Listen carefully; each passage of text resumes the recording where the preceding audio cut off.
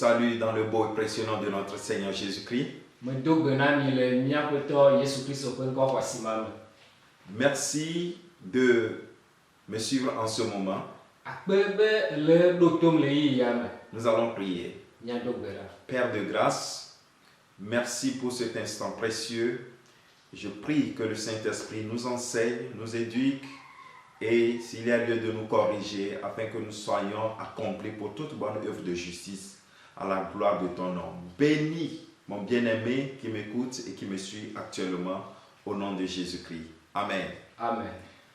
Frères et sœurs, nous traversons un moment, je dirais, critique de notre histoire. Il s'agit de la pandémie coronavirus qui frappe l'humanité. Plusieurs vies succombent. Les chefs des nations n'ont plus de solution. Même les grands scientifiques actuellement se posent multiples questions. Quoi faire? C'est très sérieux. Et l'humanité se pose multiples questions. Mais pour nous, enfants de Dieu, nous ne sommes pas surpris. Tu sais pourquoi nous ne sommes pas surpris? La parole de Dieu l'a déjà annoncé. Dieu a prédit d'avance ce qui va arriver. Les tremblements de terre, les inondations, les pestes, les pandémies, et tout cela va arriver. Et Jésus nous avertit que quand nous verrons toutes ces choses, de savoir que ce n'est que le début des douleurs de l'enfantement.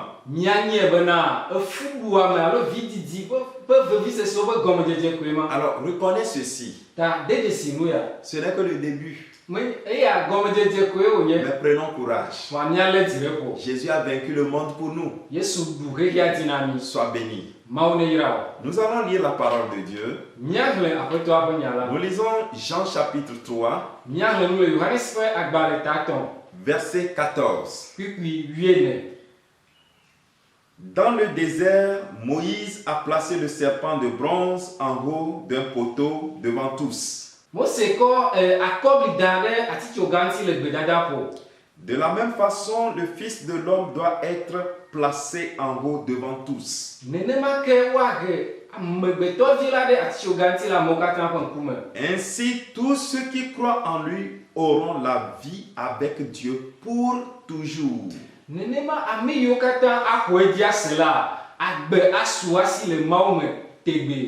Alors, comprends ceci.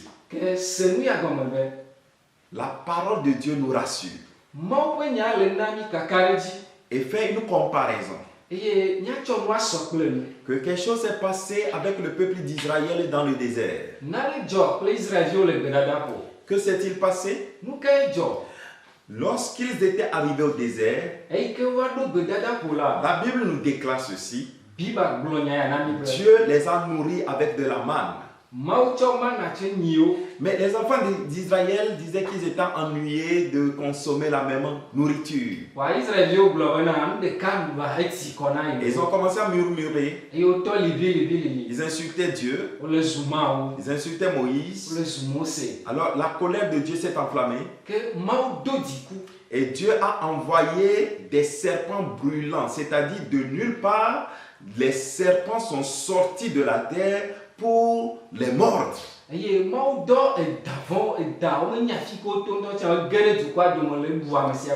serpents en grand nombre sont entrés au sein du peuple et ont commencé à mordre.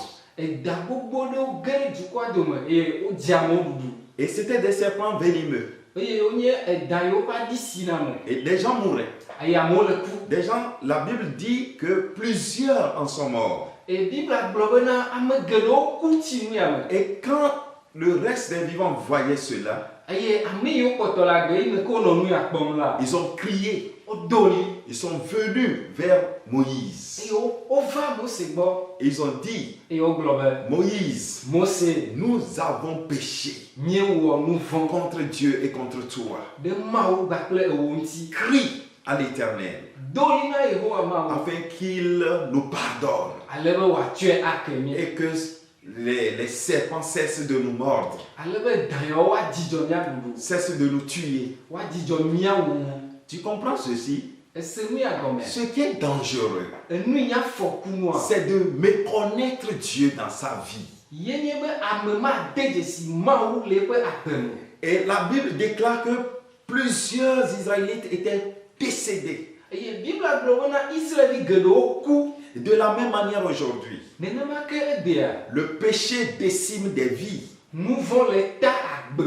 Et le péché est en train de tuer les gens. Et aujourd'hui, c'est coronavirus qui est l'actualité, qui est à la une.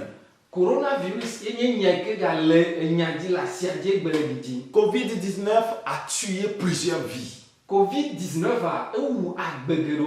Et les chefs d'État même sont inquiets. Malgré les mesures sanitaires,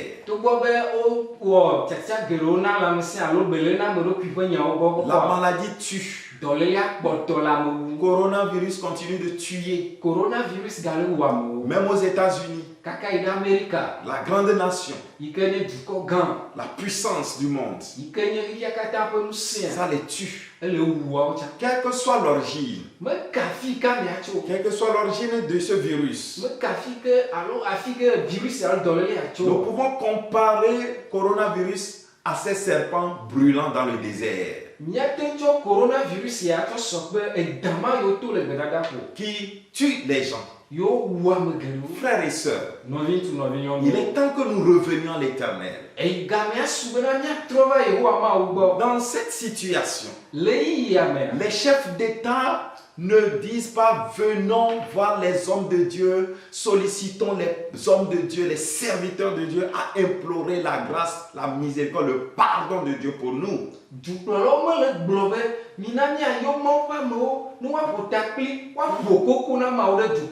Dans cette situation, que devons-nous faire? 1. Nous devons reconnaître que nous sommes pécheurs. Nous avons péché contre Dieu et contre sa créature. Tu comprends ça? Les enfants d'Israël ont reconnu qu'ils ont péché contre Dieu. Nous devons le reconnaître aussi. Si le monde entier refuse de reconnaître qu'ils ont péché, le mal va continuer. Le péché va continuer de nous tuer. Nous avons péché. Nous et le chef d'État.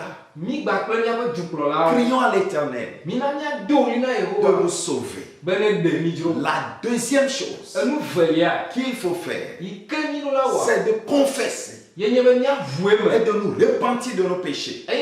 Nous avons abandonné Dieu.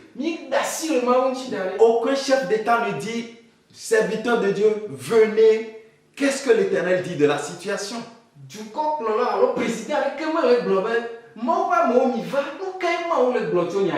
comprends ça? Les hommes ont abandonné Dieu. Venez et retournons à l'Éternel. Venez et confessons-nous à Dieu. Il dit, c'est mon peuple sur qui est invoqué mon nom. S'humilie, prie, cherche ma face et se détourne de ses mauvaises voies. Moi l'Éternel, du haut des cieux je l'exaucerai et je guérirai son pays. Revenons à l'Éternel. Frères et sœurs, ce n'est pas le temps d'accuser un président d'une nation ou d'accuser les gouvernants. Non, non, il faut voir plutôt que c'est l'occasion de nous tourner vers Dieu. Premièrement, nous devons prendre conscience de nos péchés. C'est nous qui provoquons ces malheurs sur nous-mêmes. L'Éternel dit aux enfants d'Israël, lorsque vous allez vous détourner de moi, je vous frapperai des pandémies. C'est dans Deutéronome chapitre 28. Alors, prenons conscience de notre état et revenons à l'Éternel. Et deuxièmement, confessons-nous et répentons-nous afin que l'Éternel arrête le fléau et qu'il donne l'intelligence et la solution idoine aux médecins, aux grands chercheurs de trouver le remède pour nous. Le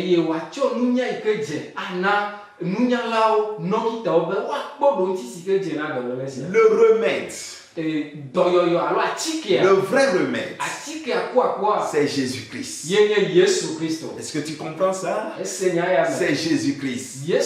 La Bible déclare de la même manière que Moïse a placé le serpent de bronze en haut d'un poteau devant tout le monde pour que quiconque regarde au serpent ne meurt pas, mais qu'il vive. C'est ce que Moïse a fait. Il a érigé le serpent de bronze sur un poteau. Et dès que quelqu'un est mordu par le serpent, il lève les yeux et regarde le serpent d'airain. Automatiquement, il est guéri. Il ne meurt plus. De la même manière, la Bible déclare Jésus doit être aussi placé en haut, c'est-à-dire Jésus est crucifié devant tout le monde. Et dit ainsi, tous ceux qui croient en lui auront la vie avec Dieu pour toujours. Alléluia. Amen. La troisième chose qu'il faut faire, c'est de donner sa vie à Jésus-Christ. Tu dois donner ta vie à Jésus-Christ. Vivre en lui. Et permettre qu'il domine, c'est-à-dire qu'il soit le Seigneur et le Sauveur de ta vie. Et qu'il gouverne sur ta vie. Que son règne s'établisse en toi. Et que sa parole demeure en toi. Tu gardes sa parole. C'est sa parole qui donne la vie. Jean 14, verset 6. Il est écrit, je suis le chemin, la vie et la vérité. C'est Jésus qui est la vie. Jésus-Christ. Que tu le veuilles ou pas, c'est lui. Tu comprends? Je t'encourage. Donne ta vie à Jésus-Christ. C'est lui seul qui peut nous guérir. Car lui seul a déclaré par mes maîtres sûrs, je vous ai guéri. Et c'est à la croix qu'il a déclaré, tout est accompli. Venez et donnons nos vies à Christ. Il est la solution à ce qui se passe.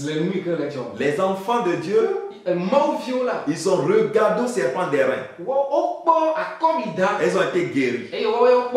De la même manière, Jésus nous est présenté. Dieu nous a présenté Christ. C'est l'unique nom par lequel nous devons être sauvés. Donne ta vie à lui. Frères et sœurs en Christ, demeure fidèle en Jésus. Et que le Seigneur te bénisse. Prions le Seigneur. Père, merci pour ce moment précieux. Je prie pour mon frère et ma sœur qui me suit actuellement. Toi qui es la vie, en toi nous avons la vie, l'être et le mouvement. Et quiconque croit en toi a la vie éternelle. Vis avec Dieu pour toujours. De la même manière, Seigneur, affermis tes enfants. Béni sois-tu, Seigneur, que ce coronavirus qui constitue un serpent d'airain, un serpent brûlant plutôt, qui continue de nous décimer, soit anéanti au nom de Jésus-Christ. Seigneur, pardonne-nous nos péchés. Nous avons péché contre toi. Aie pitié de nous. Pardonne à tout l'univers.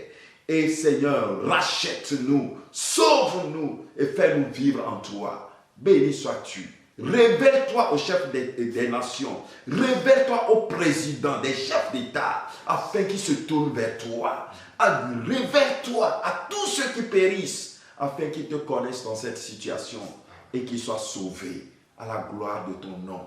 Béni sois-tu. Amen. Amen. Que le Seigneur te bénisse.